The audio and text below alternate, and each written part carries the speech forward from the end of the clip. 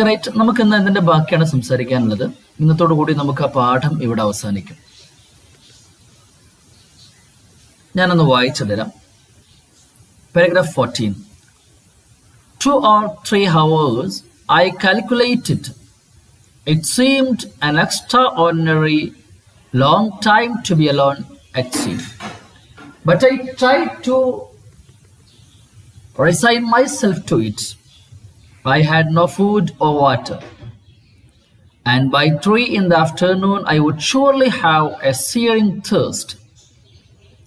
The sun burned my head and my skin, which was dry and hardened by salt. Since I had lost my cap, I splashed water on my head, and I just sat on the side of the raft waiting to be rescued. എന്താ പറഞ്ഞത്? 2 or 3 hours, 2 3 മണിക്കൂറുകൾ. 2 or 3 hours, 2 3 മണിക്കൂറുകൾ. I calculated, ഞാൻ calculate ചെയ്തു. 2 അല്ലെങ്കിൽ 3 മണിക്കൂറുകൾ അത്രേ ഉണ്ടാവുള്ളൂ. It seemed an extraordinarily long time to be alone at sea. It seemed an extraordinary long time. അത് വളരെ എക്സ്ട്രാ ഓർഡിനറി ലോങ് ടൈം ആണെന്ന് തോന്നി. അസാധാരണമാം വിധം ദീർഘമായ സമയം ആണ് എന്ന് എനിക്ക് തോന്നിപ്പോയി. ടു ബി എലോൺ, ഏകാന്തമാകുന്നത്. അറ്റ് സീ, കടലില് ഇങ്ങനെ ഏകാന്തമാകുന്നത് അസാധാരണമാം വിധം ദീർഘമായ സമയമാണ് എന്ന് എനിക്ക് തോന്നിപ്പോയി. 2-3 മണിക്കൂറുകളായിട്ടുള്ളൂ. സത്യത്തിൽ 2-3 മണിക്കൂറുകൾ കടലിൽ നിരന്തരം സഞ്ചരിക്കാറുള്ള ഒരാളായിരുന്നു ഞാൻ. 2-3 മണിക്കൂറൊന്നല്ല, കടലിലെ യാത്ര 12 മണിക്കൂറും 20 മണിക്കൂറൊക്കെയാണ്. അതൊന്നും എനിക്കൊരു പ്രശ്നമായിരുന്നില്ല. ഇപ്പൊ ഒറ്റയ്ക്ക് കടലിൽ 2-3 മണിക്കൂറുകൾ ഇരിക്കുന്നത് തന്നെ എക്സ്ട്രാ ഓർഡിനറി ലോങ് ടൈം ആണെന്ന് തോന്നിപ്പോകുന്നു. പക്ഷേ I tried to resign myself to it. I tried to resign. Resign എന്ന് പറഞ്ഞാൽ നമുക്കെല്ലാം റെസിഗ്നേഷൻ ലെറ്റർ എന്ന് കേട്ടിട്ടുണ്ടായിരുന്നു, രാജിവെക്കുക അല്ലേ? ഇവിടെ ഇപ്പൊ അതാണോ അർത്ഥം? അല്ല. റിസൈൻ എന്ന് പറയുന്ന വാക്കിന് 2 അർത്ഥമുണ്ട്. ഒന്ന്, രാജിവെക്കുക. രണ്ടാമത്തെ അർത്ഥം അസന്തുഷ്ടമായ കാര്യങ്ങളെ ആക്സെപ്റ്റ് ചെയ്യുക. വേദനാജനകമായ ഒരു വാർത്തയെ ആക്സെപ്റ്റ് ചെയ്യുക. റിസൈൻ ടു എന്ന് പറയും. Okay, resign to. അസന്തുഷ്ടമായ, അൺപ്ലസന്റ് ആയ, പെയിൻഫുൾ ആയ ഒരു കാര്യത്തെ ആക്സെപ്റ്റ് ചെയ്യുന്നതിനെയാണ് റിസൈൻ ടു എന്ന് പറയുക. പക്ഷെ ഐ ട്രൈ ടു റിസൈൻ, ഞാൻ ആക്സെപ്റ്റ് ചെയ്യാൻ ശ്രമിച്ചു, മൈസെൽഫ്, സ്വയം, ടു ഇറ്റ്, ഈ ഒരു ഏകാന്തതയോട് അല്ലെങ്കിൽ ഈ ഒരു വിഷമത്തോട്, ഈ ഒരു പ്രയാസത്തോട് ആക്സെപ്റ്റ് ചെയ്യാൻ ഞാൻ തീരുമാനിച്ചു, ഞാൻ ശ്രമിച്ചു. റിസൈൻ എന്ന വാക്ക് പ്രത്യേകം ശ്രദ്ധിക്കണം. റിസൈൻ എന്ന് പറഞ്ഞാൽ 2 അർത്ഥമുണ്ട്. ഒന്ന്, റെസിഗ്നേഷൻ ലെറ്റർ എന്ന് പറയുന്ന റിസൈൻ, രാജിവെക്കുക, to leave the job. 2, resign to എന്ന് പറഞ്ഞാൽ ടു ആക്സെപ്റ്റ് സംതിങ് പെയിൻഫുൾ, വേദനാജനകമായ എന്തെങ്കിലും ഒന്നിനെ ആക്സെപ്റ്റ് ചെയ്യുക. I had no food or water, എനിക്ക് ഭക്ഷണമോ വെള്ളമോ ഉണ്ടായിരുന്നില്ല. I had no food or water, എനിക്ക് ഭക്ഷണമോ വെള്ളമോ ഉണ്ടായിരുന്നില്ല. And by 3 in the afternoon, ഉച്ച കഴിഞ്ഞ് 3 മണിയാകുമ്പോഴേക്കും, ബൈ 3, കണ്ടോ, ബൈ 3 o'clock, 3 മണിയാകുമ്പോഴേക്കും ഞാൻ നിന്റെ വീട്ടിലെത്തും. I will reach at your house by 7 o'clock. 7 മണിയാകുമ്പോഴേക്കും ഞാൻ നിന്റെ വീട്ടിലെത്തും. ബൈ 7 o'clock, ആകുമ്പോഴേക്കും എന്നർത്ഥത്തിൽ പറയണമെങ്കിൽ ബൈ ടുമാറോ, നാളെ ആകുമ്പോഴേക്കും I will complete my homework, ഞാൻ എൻ്റെ ഹോംവർക്ക് കംപ്ലീറ്റ് ആക്കും. ഓക്കെ, അപ്പൊ ബൈ 3 in the afternoon, ഉച്ച കഴിഞ്ഞ് 3 മണിയാകുമ്പോഴേക്കും, I would surely have searing thirst, എനിക്ക് എന്തായിരുന്നാലും അതിശക്തമായ ദാഹമുണ്ടാകും. സിയറിംഗ് എന്ന് പറഞ്ഞാൽ കത്തിയെരിയുന്ന എന്നർത്ഥം, ബേണിംഗ്, കത്തിയെരിയുന്ന. സിയറിംഗ് തേഴ്സ്റ്റ്, കത്തിക്കാളുന്ന ഒരു ദാഹം എനിക്ക് എന്തായിരുന്നാലും ഉണ്ടാകും. 3 മണി, ഉച്ച കഴിഞ്ഞ് 3 മണിയാകുമ്പോഴേക്കും എനിക്ക് ശക്തമായ ദാഹം വരും എന്ന് ഉറപ്പാണ്. The sun burned my head, ഈ സൂര്യൻ ബേൺഡ് മൈ ഹെഡ്, എന്റെ തലയെ കത്തിച്ചു. ആൻഡ് മൈ സ്കിൻ, എന്റെ ചർമ്മത്തെ കത്തിച്ചു. വിച്ച് വാസ് ഡ്രൈ, ഓൾറെഡി അത് ഡ്രൈ ആയിട്ടുണ്ട്. വിച്ച് വാസ് ഡ്രൈ, അത് ഡ്രൈ ആയിരുന്നു. ആൻഡ് ഹാർഡൻഡ്, നല്ല കട്ടിയുള്ളതായിട്ടുണ്ട്. ബൈ സാൾട്ട്, ഉപ്പ് കാരണം. ഉപ്പ് കാരണം. Okay, by salt. നമ്മൾ ദേഹത്ത് വന്ന് ഉപ്പ് കടലിലൊക്കെ ജീവിക്കുന്ന മത്സ്യങ്ങളുടെ അല്ലെങ്കിൽ ജീവികളുടെയൊക്കെ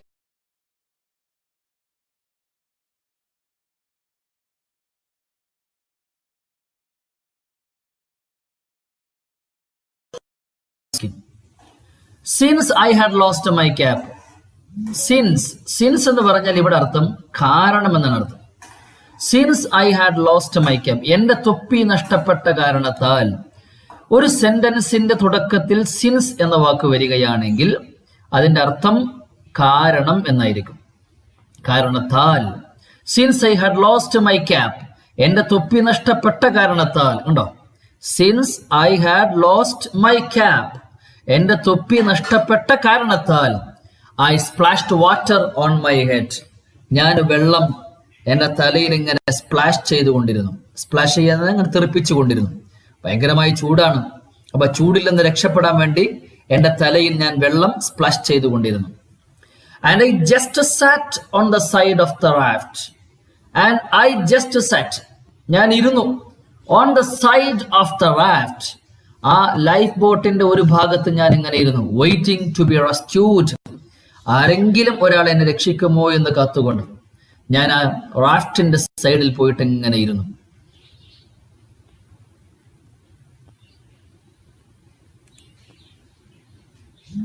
ഓക്കെ, നമുക്ക് അടുത്ത പാരഗ്രാഫ് വായിച്ചു നോക്കാം. It was only then that I felt the pain in my right knee. The thick blue drill fabric of my trouser leg was wet, so I had a hard time rolling it up. But when I did, I was startled. I saw a deep, half-moon-shaped wound on the lower part of my knee. I didn't know if I had gashed it on the side of the ship. It was only then, അപ്പോൾ മാത്രമാണ്, it was only then, അപ്പോൾ മാത്രമാണ് that, അതായത് I felt the pain, എനിക്ക് വേദന തോന്നിയത്.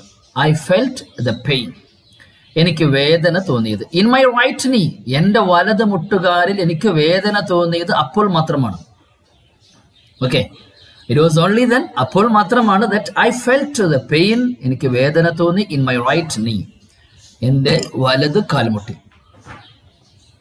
The thick blue drill fabric of my trouser leg was wet. The thick means നല്ല കട്ടിയുള്ള, അല്ലേ? The thick, നല്ല കട്ടിയുള്ള ബ്ലൂ ഡ്രിൽ ഫാബ്രിക്. നമ്മൾ ഈ സിമന്റ് പണിക്കാരൊക്കെ ഇടുന്ന തരത്തിലുള്ള ഒരു തരം പാൻറ്റാണ് ഈ പറയുന്നത്. ബ്ലൂ കളർ ഡ്രിൽ ഫാബ്രിക്, നല്ല ഡ്രില്ലായിട്ടുള്ള തുണി, നല്ല കട്ടിയുള്ള ഒരു തുണി കൊണ്ടുണ്ടാക്കിയ ഒരു മൈ ട്രൗസർ, അങ്ങനെയുള്ള ഒരു pant. My trouser leg was wet, ആ പാൻറ്റൊക്കെ നനഞ്ഞിട്ടുണ്ട്. വാസ് വെറ്റ്, നനഞ്ഞിട്ടുണ്ടായിരുന്നു. സോ അതുകൊണ്ട് I had a hard time rolling it up. I had a hard time. Hard time means a tough time. I had a tough time. എനിക്ക് ഭയങ്കരമായി ടഫായൊരു സമയമുണ്ടായിരുന്നു. Rolling it up, ഈ pant ഇങ്ങനെ മുകളിലോട്ട് ഇങ്ങനെ ചുരുട്ടി കയറ്റാൻ. Rolling it up. സാധാരണഗതി നമ്മൾ pant അങ്ങനെ വലിച്ചു കയറ്റിയാൽ മതി, അതിന് ഡ്രസ്സർ പൊക്കിയാൽ മതി.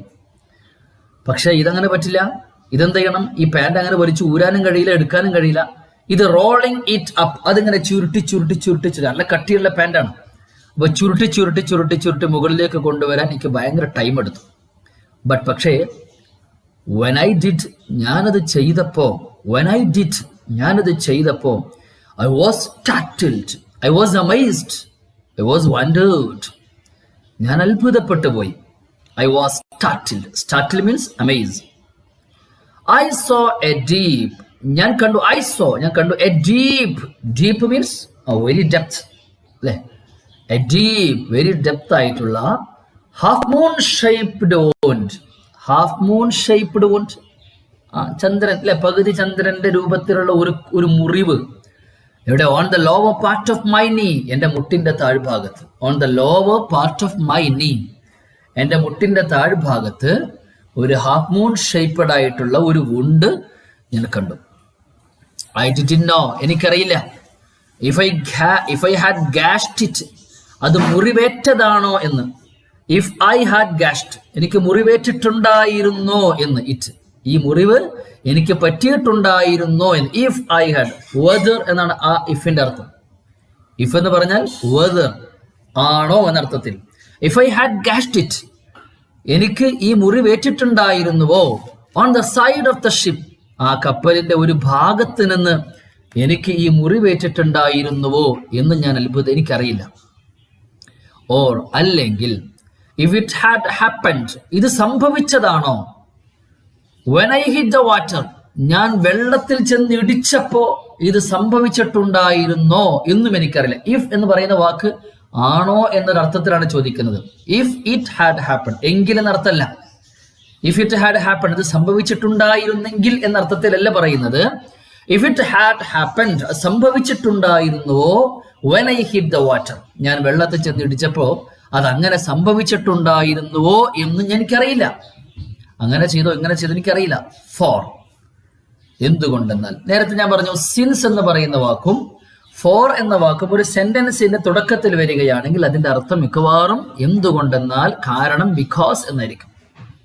ഫോർ, എന്തു കാരണം.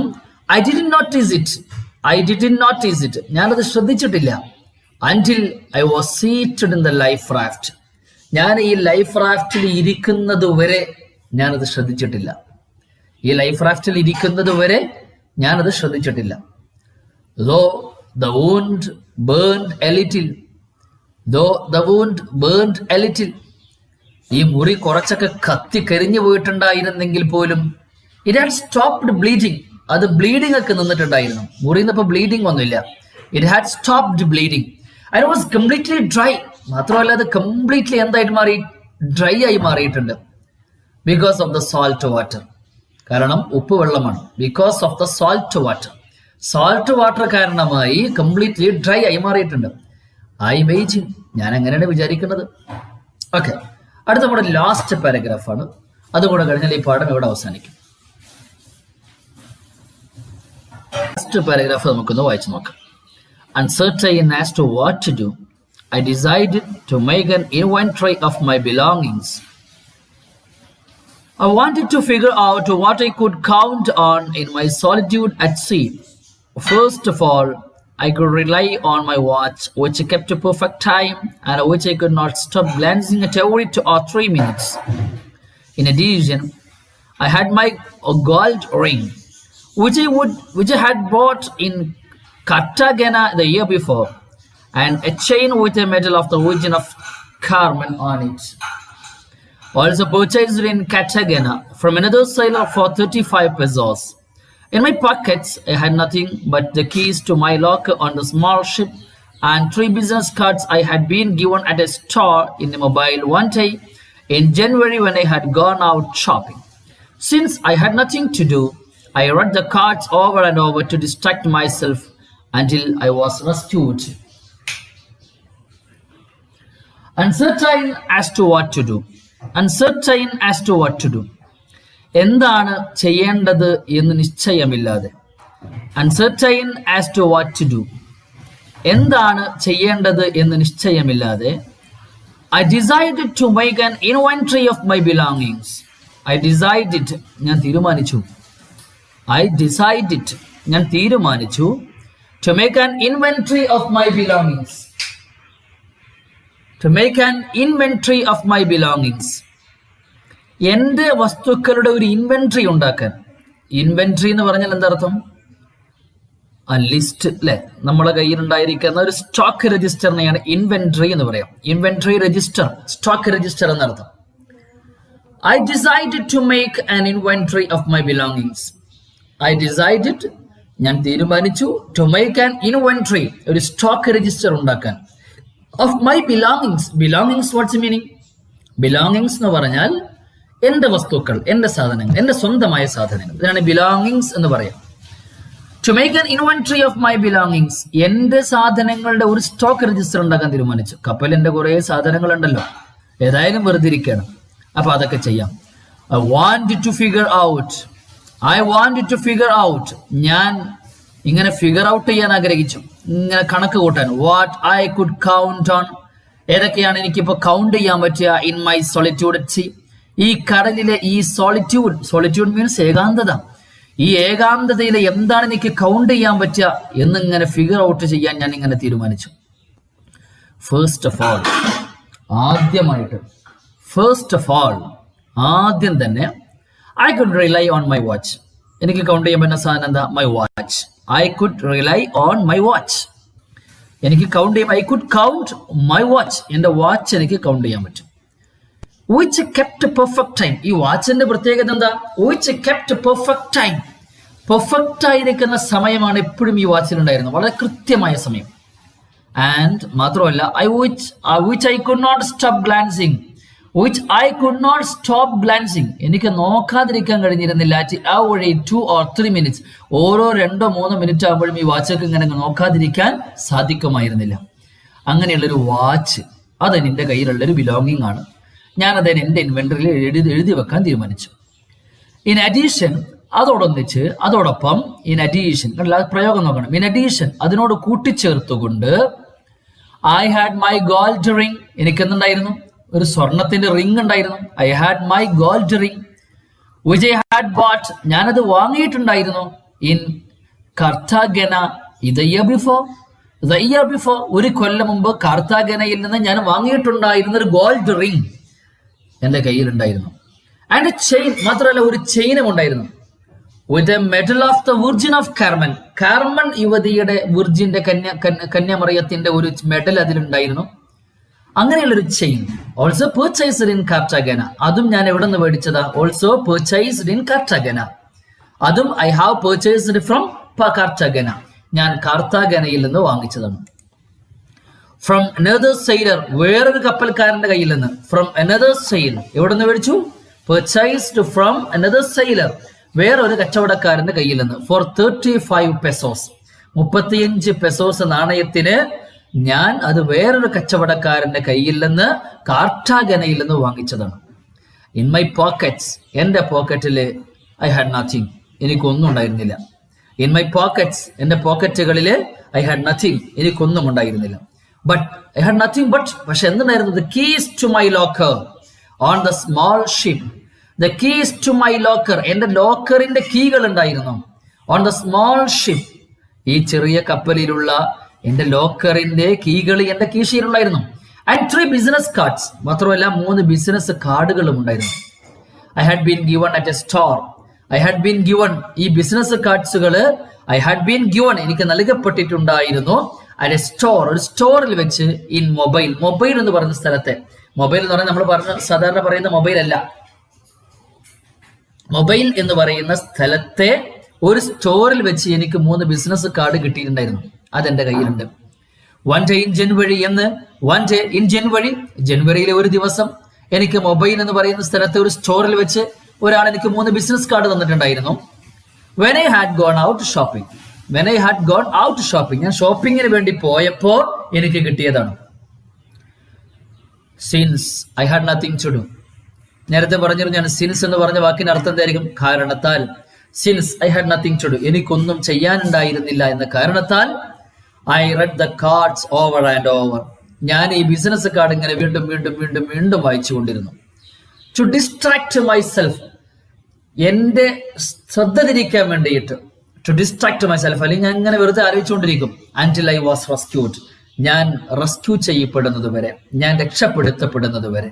ഓക്കെ, അപ്പൊ നമ്മുടെ കഥ ഇവിടെ അവസാനിക്കുകയാണ്. അതിന്റെ അറ്റം എന്ന് പറഞ്ഞാൽ അത് നമ്മൾ എടുത്തിട്ടുള്ളതെന്ന് അർത്ഥം.